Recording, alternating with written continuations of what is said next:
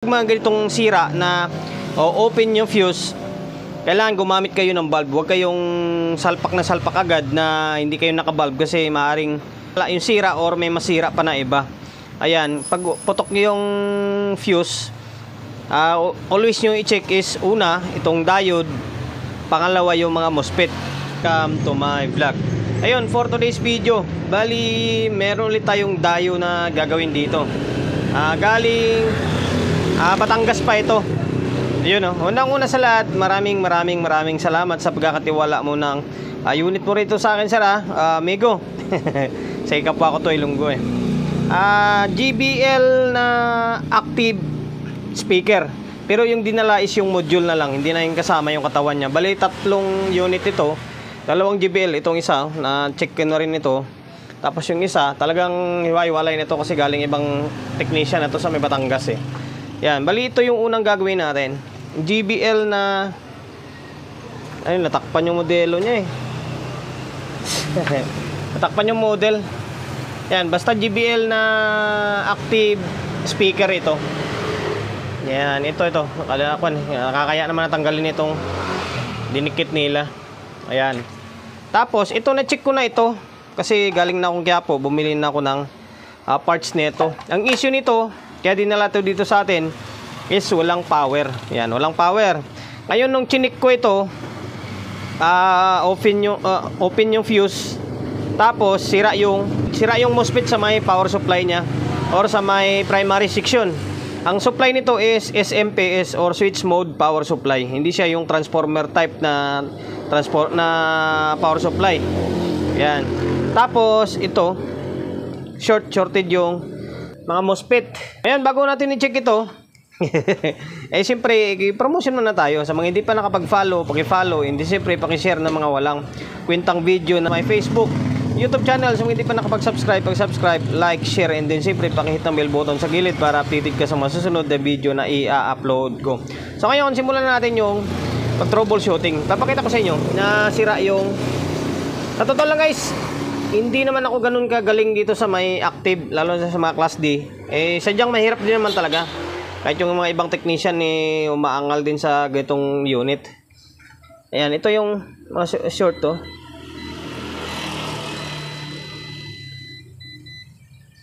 Ayan, tapos value nito 60 in 60 600 volts na 60 ampere.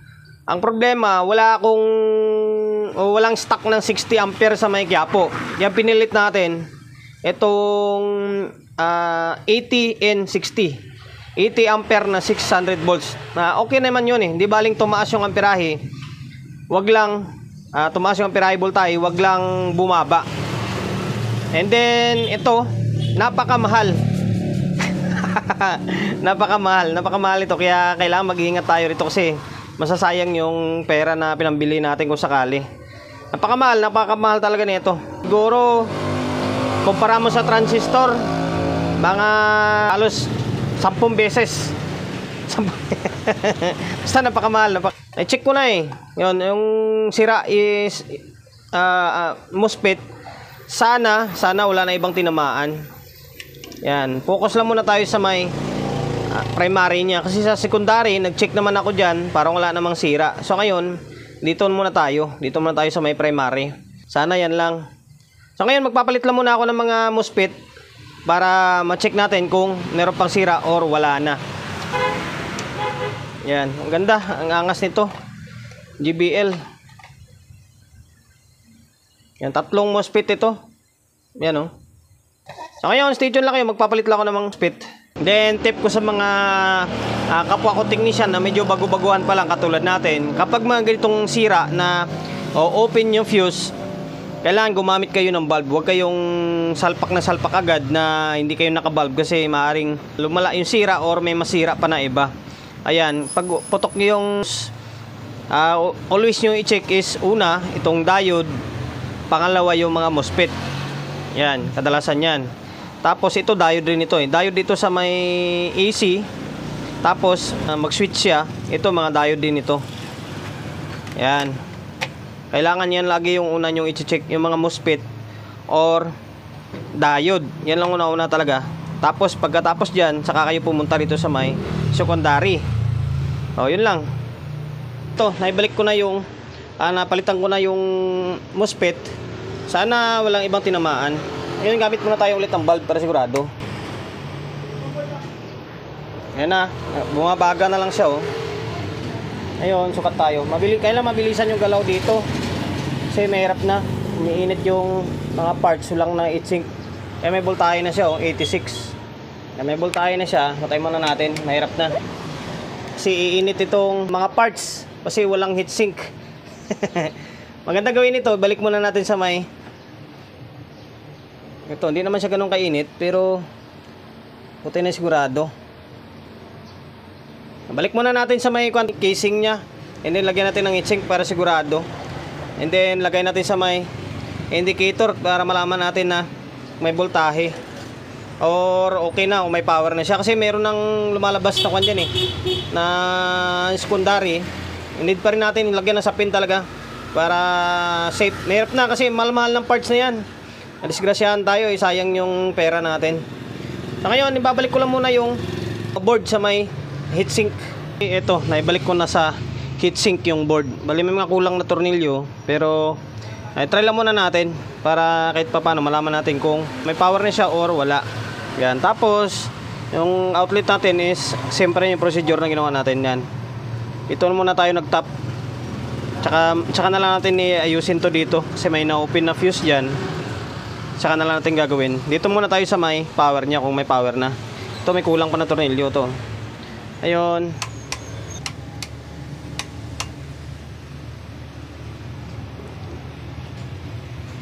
Yan, okay na. Tingnan natin kung may power na. Sana meron. Ayun, meron may naninilaw na Dito. Meron na. Ayan power nyo. Naka-green na Ayun green na siya. May power na ito. Bali, gagawin na lang natin.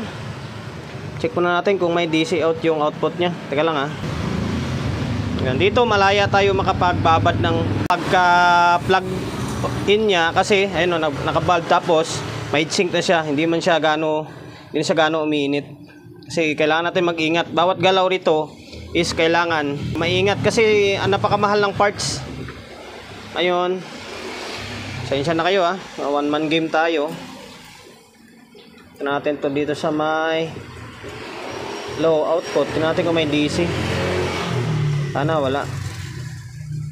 Kunting-kunti lang. Normal lang yan. Tapos dito sa may ito. Speaker out din to Okay na Normal na. So ngayon, bali babalik lang muna natin yung isang case pa. Ito. So, babalik natin to dito. Tapos babalik natin mga tornilyo. Saka natin lagyan ng speaker. Yun. Wala man ako ganong ideya na ibibigay. Kasi yun lang MOSFET lang naman yung nasira. Kaya hindi natin na pag-troubleshoot ng ng mahaba ba. Kasi yun lang naman MOSFET nasira. Sana nga may audio na unlike dito, ito naman medyo madugo to kasi yung dito nasira Ayan. Ngayon, babalik ko lang yung mga tornilyo. Tsaka balik natin tong isa. Alos lahat na, babalik ko na para isang galawan na lang. Yan, hindi nawaba yung walang kwentang vlog natin. And then, tingnan natin kung meron ng audio. Naibalik ko na lahat-lahat. And then, meron lang ako napansin, hindi gumagana yung fan. Tapos sinukatan ko rito, wala ayaw talaga, ayaw gumana yung pan nya. Walang voltahe na lumalabas dito. Pwede naman yan kung tinatamad kayong tulad yan, asinta na natamad na kayong mag-repair. Pwede naman yan, lagyan nyo ng sariling supply to. Maglagay kayo ng 12 volts, yung mga adapter. Pwede yan, lagyan nyo dyan. Tapos i-connect nyo rito. Yan, pero kung masipag pa kayo, pwede nyo baklasin ulit to. Tapos ito troubleshoot nyo, hanapin nyo kung saan galing yung supply niyan. Bakit siya nawala? Akin, mamaya na lang yan. Hindi ko na ipapakita kung paano ko siya i-trouble. Kasi nagdadalawang isip ako kung lalagyan ko siya ng 12 volts or magbabaklas pa ako. Kasi pag magbaklas ka, tatamarin ka talaga kasi dami ng tornilyo, okay na. Babaklas ka para doon lang. Pwede naman yan, maglagay ka ng supply. Ayun, ito. Dito ko ulit siya tinap yung AC cord natin dito. Kasi yung kable nito ay parang speak-on type. Yan o. Hindi nadala ni sir. Hindi nadala ni sir yung AC cord nito. Kaya doon tayo nag-tap. Dito tayo nag-tap para meron pa rin siyang breaker. Yan. Tapos naglagay ako ng isang speaker dito. Dito yung low niya Yan, low yan. Tapos dito high. High ito out. Yan yan, ito. Speaker din to pero sa out ito. Yan, tapos itong audio source natin. So ngayon, pakita ko sa inyo. Ano ba to? Nagaganyan. Okay, naka 220 na ako. 220 na. Oh, ang hirap naman ito. Okay, on ko. So, ayan. Protect, limit. Ayan, okay na. Naka-power na siya, Ayun, may nakakabit na speaker yan. May audio source na rin. Play natin yung audio source natin. Sana. Ito. Yan, naka-play na. Naka-sub tayo,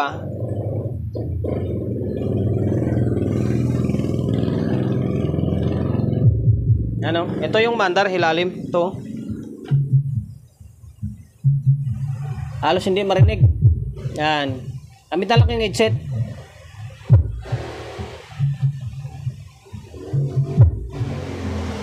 Yan, mandar yung low niya.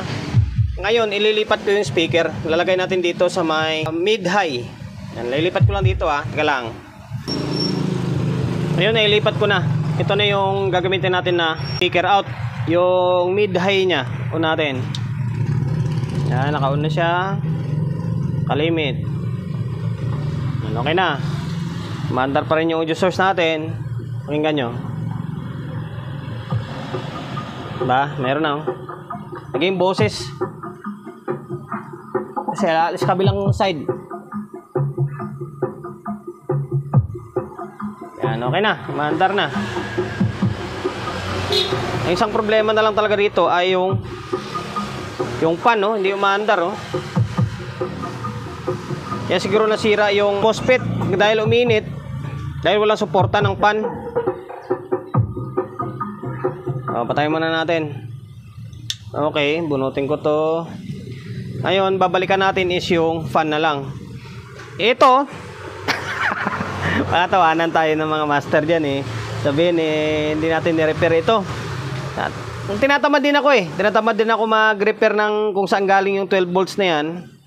Pwede yan, lalagyan na lang na supply. Maghanap na lang tayo ng adapter, tapos lagyan na lang yan dito. Tapos lagyan na lang natin dito.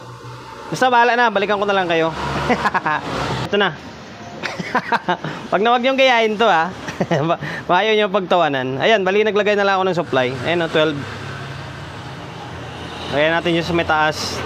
Siyempre kailangan pag maglagay kayo ng power supply na panibago, adapter, secure nyo yung unit. Yan, sa akin, sa taas yan, may doble-doble sa pin yan, tapos may sa pin yan nakarang, tapos secure yung pandikit. Yan, para masupplyan itong supply ng pan. Yan, ngayon pakita ko sa inyo yung pan na gumagana na. Ito. Yan na. Ano, mandar na yung pan, Okay na yan. Para kahit papaano ma-absorb yung init ng MOSFET. Kaya siguro nadali yan nakaraan yung MOSFET dyan dahil wala siyang fan or tumigil yung fan niya. Yan, awkward man siya tingnan pero okay yan lagi naman, ginagawa naman ng ibang technician yan siyempre. Yan, tapos siyempre para imbis na less hassle ba, imbis na magbaklas ka pa dyan kung ano-ano pa yung susuyurin mo, baka mamaya madisgrasya mo pa yung lalo yung unit, imbis na isa lang yung problema mo, magiging dalawa pa. Lagyan mo na lang ibang supply. Yan, okay na. Punutin muna natin para sigurado kasi yan pa tanggal-tanggal yung AC cord natin. Ayan, sir from Batangas. Bali, okay na yung isang JBL mo. JBL ito na active sa booper, gumagana na to. Susunod na lang natin ito. tingnan natin kung makaya natin. JBL rin ito, pero ito pang maliit ito eh. Tapos yung isa yung Top Pro. Yun. Ayun, sana nakapagbigay idea ako sa inyo. Nakuha dito sa walang kwentang vlog natin. Promotion, bago tayo magtapos siyempre, shop natin always on Laguna 24/7. Sa mga gustong magpa-prepare along sa Uyo, Quezon City, and number 41 Don Julio Gregorio Street sa Uyo Road sa Uyo, Quezon City. Social media pages natin, kung hindi pa nakapag-follow, paki-follow, and siyempre paki-share ng mga walang kwentang video natin sa my Facebook, YouTube channel. Kung hindi pa nakapag-subscribe, paki-subscribe, like, share, and then siyempre pakihit ng bell button sa gilid para updated ka sa mga susunod na video na i-upload ko. Ingat, God bless, and then peace atin lahat.